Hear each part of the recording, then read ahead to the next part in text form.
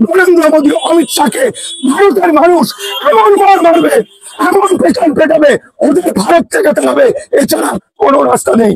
পৃথিবীর অন্যতম মানবিক জায়গা বাংলাদেশ। বাংলাদেশ তাদের অন্তত জল দিচ্ছে, খেতে দিচ্ছে, তারপর জানার চেষ্টা করছে যারা বাংলাদেশি তাদেরকে নিয়ে নিচ্ছে, যারা বাংলাদেশি নয় তাদের জন্য আন্তর্জাতিক আইনে মামলা করার ব্যবস্থা করছে এবং নরেন্দ্র মোদীকে জানাচ্ছে। আমি পশ্চিমবঙ্গের কথা বলছি।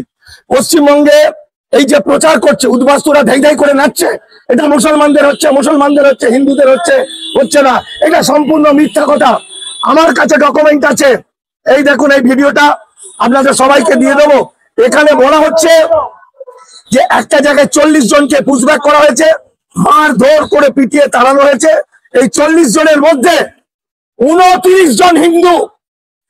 এই হিন্দু হৃদয় সম্রাট নরেন্দ্র দামোদর মোদীর ভয়াবহ এই দানব, এই রাক্ষস, এই ভারতবাসীকে খেতে এসেছে। তার জন্ম হয়েছে, অমিত শাহ নরেন্দ্র মোদীর জন্ম হয়েছে বাঙালিদের খাওয়ার জন্য, বাঙালির রক্ত খাওয়ার জন্য। এই দেখুন, 39 জনকে প্রচন্ড পিটিয়ে রাতের অন্ধকারে বাংলাদেশে ফেলে দেওয়া হয়েছে, যার মধ্যে 29 জন সনাতনী হিন্দু। সুতরাং এই বিষয়টা শুধু হিন্দু মুসলমান বলে নয়, আমরা আবার বলছি, আইনের পথে চলুক। যারা অবৈধ অনুপ্রবেশকারী তাদের বিরুদ্ধে যা যা আইনি ব্যবস্থা করে তাদেরকে প্রত্যার্পণ করা হোক। কারণ এই মানুষগুলোকে বিজেপি ভোটের জন্য এই পরে নিয়ে এসেছে।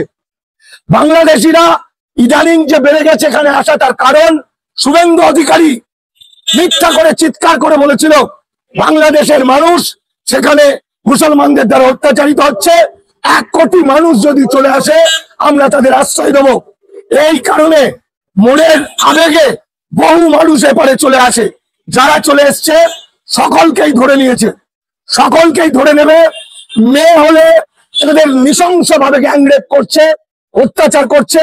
ছেলে এমনকি প্রফেসরকে ছাড়ছে না, ডাক্তারকে ছাড়ছে না, স্কুল মাস্টারকে ছাড়ছে না, এমনকি এই ভারতবর্ষের যাদের বাপ চতুর্গোষ্ঠী কোনোদিন বাংলাদেশে যায়নি তাদেরকেও বাংলাদেশি বলে এই অত্যাচার করছে। এখানে ভারতের কিছু লোক, বিশেষত বাঙালি, তারা এটা শুনে খুব নাচছে। আমি বলছি, যারা নাচানাচি করছে এই বিভৎস অবস্থা দেখে, আমি তাদের বললাম তাদেরও পরিবারের কারো না কারো হবে, তাদেরও ছেলে মেয়ের অবস্থা হবে, তাদেরও সন্তান মাকে হারাবে, তাদেরও মা পুত্রকে হারাবে। মানবতার জয় হবে পৃথিবীতে। আমরা বুঝি মানুষ এরা কেউ পশু নয়, এরা কেউ ছাগল ভেড়া নয়। তাই মানুষকে মানুষের মর্যাদা দিতে হবে এবং যেভাবে আইন মাফিক প্রত্যার্পণ করতে হয় সেইভাবে করতে হবে। আজকে একটা ঘটনা গত কয়েকদিন ধরে ঘটেছে। একটি বাচ্চা, একটি ছেলে সুপ্রিম কোর্টে কাঁদছে যে আমার মাকে ফিরিয়ে দাও। তার মা অরিজিনাল ভারতীয় এবং সেই মাকে যে কোথায় রেখেছে, না গুম করে দিয়েছে না খুন করে দিয়েছে এই নরেন্দ্র মোদী দানবের লোকজন, সেটা আমরা জানি না। শুধু বলছে যে মুসলমানদের করা হচ্ছে, হিন্দুদের করা হচ্ছে না। এটা ভোট নেওয়ার একটা টেকনিক, মানে ভোটের আগে হিন্দুদের খবরটা দেখাচ্ছে না। সমস্ত গদি মিডিয়াতে পয়সা দিয়েছে, তারা যেন হিন্দুদেরটা বলবে না, শুধু মুসলমানদেরটা দেখাচ্ছে। যদি মুসলমানও হয়, যদি অনুপ্রবেশকারীও হয়ে থাকে, তার জন্য আইন আছে, মানবিকতা আছে।